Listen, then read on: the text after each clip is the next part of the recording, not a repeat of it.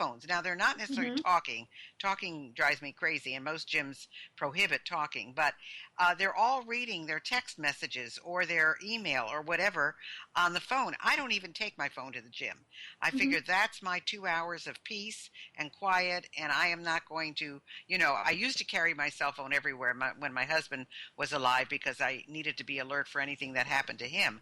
But truly, now that's my 2 hours. So it's interesting. I think you really, and this is the key of what you were talking about, you really need to know your audience. You need to know how they consume information.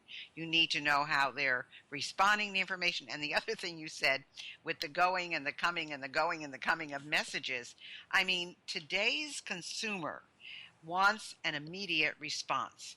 If they complain, they want a response like much sooner than you really are able to do it. Now, big companies, responsive companies who are in the know, have someone monitoring their customer service dialogues, their tweets, their social media. Everything is monitored, and they get something done right away. But there are a lot of companies who don't even pay attention to that page. And I have to tell you an example of a product I sent back, which was a $500 product, and I sent it back. I opened it. They put in there something I had not ordered, something very simple, but they charged me $25 for it, which doesn't sound like a lot with a $500 program, but I did not order it. So I sent it back. Now, it cost me $10 to mail it back to them, but I had called them 3 times. I had emailed them, and I never got a call back, and I never got a response. And even though I wanted that product so badly, but I sent it back because I thought, well, if this is the problem I have now, what's the problem going to be if I ever have a problem with the product? So all of those messages that you're talking about are so important. But let's go back to this this either woman entrepreneur or a small company. How can a low budget marketing plan compete with all the stuff that's out there today?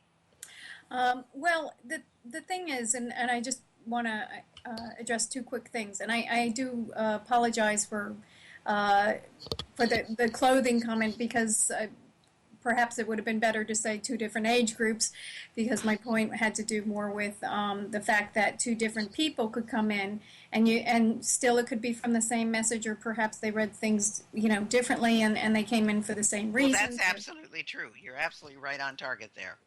And the second thing is traditional media.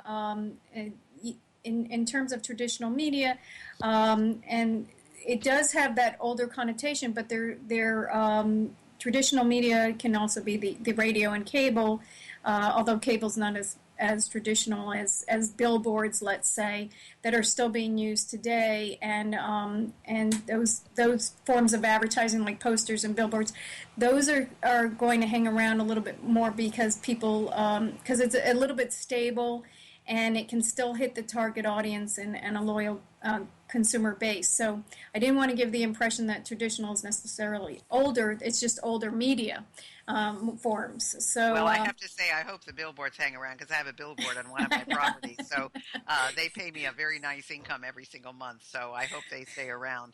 And evidently, you're talking about billboards. It's interesting to note how many people do and do not pay attention to them, because sometimes when there's this outlandish advertisement on there or kind of media on there, people will call, complain, or say something. But it's interesting because most of the time there are those other forms of media that people don't think about. But it is an impression that's going on every time they pass, and that's why people pay so much money for high traffic areas. But go ahead with the low budget marketing plan. Oh, okay. So the low budget. Well, what's going to happen is the best way is the symbiotic relationships between the different kinds of resources that we're using and the way content is being distributed. Social media can be very low budget. It could also be very expensive, because the one thing about PR and marketing is it breeds more PR and marketing, and people have to, like you said, you need the response. Immediately. People expect that. So the best way to do a low budget marketing is to make relationships. Make relationships with potential partners that bring credibility and possible sales. An example might be teaming up. Okay, so you're with people you've never teamed up with before. And I did a promotion, and I know we're running out of time, so I'll be quick. Between a temple, a boxing promoter, and a hepatitis C awareness campaign. These three would never meet ordinarily, but they've all had very limited budgets. And so what we did was we did a boxing promotion at the temple for hepatitis C awareness.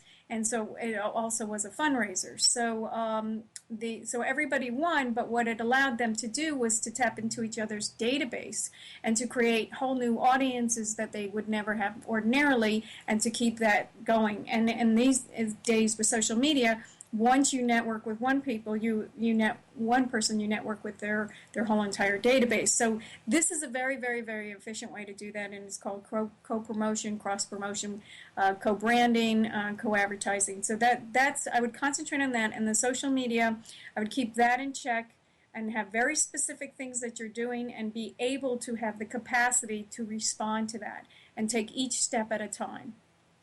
Well, I think those are all good suggestions. And we have just a few minutes left. And I do want to ask you, what is the best way for someone to identify an opportunity? Well, I actually just watch, listen, and learn. Pick up a news piece, watch a stock, look outside your window, see a trend. Because when you go out and you do your homework and you do research, you could walk down the street and notice things, but you have to be open and you have to be paying attention. The PR and marketing people have to now create their own story, throw it out there, see what happens, and then again digest that and send it back out. The PR marketing people have the ability now to actually really create a story and have a hungry audience that wants it. So I would say just go out and observe and pay attention to what's going on everywhere, what's going on with your clients, what's going on with your friends, what's going on with your parents, and everywhere. There's opportunity everywhere. So how would people get in touch with you, Dana? What is the best way to reach you?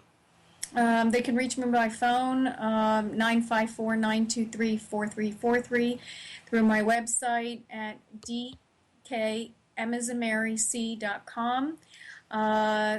They can also do Skype, Dana Klein, Florida, and I think those are LinkedIn. I'm on LinkedIn as well, and just look under Dana Klein, and there's a couple of us, but I'm the one in South Florida.